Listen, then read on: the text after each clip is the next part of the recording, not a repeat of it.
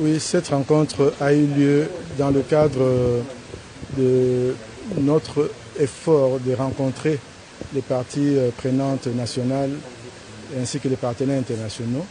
Le président de la République étant lui-même le chef d'une institution, il fallait bien que nous les rencontrions. Et maintenant que nous l'avons rencontré, nous allons voir toutes les autres institutions ainsi que les parties prenantes au processus électoral et pour avoir des échanges. Et c'est ce que nous avons fait. On a eu des très bons échanges. Nous avons discuté des besoins de la CENI parce que vous savez que le processus électoral commence et ça a été très bien reçu par le chef de l'État.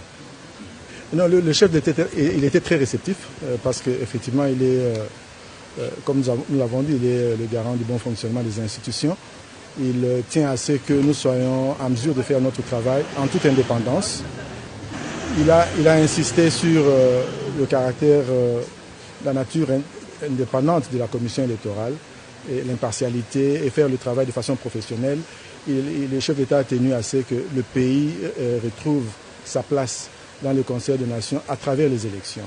Donc il a insisté sur cela et cela rencontre justement nos propres aspirations parce que nous comptons effectivement organiser des élections crédibles en termes de qualité et aussi en termes de promptitude, c'est-à-dire dans les délais constitutionnels.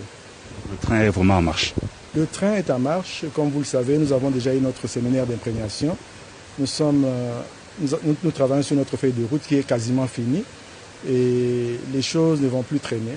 Donc, soyez prêts.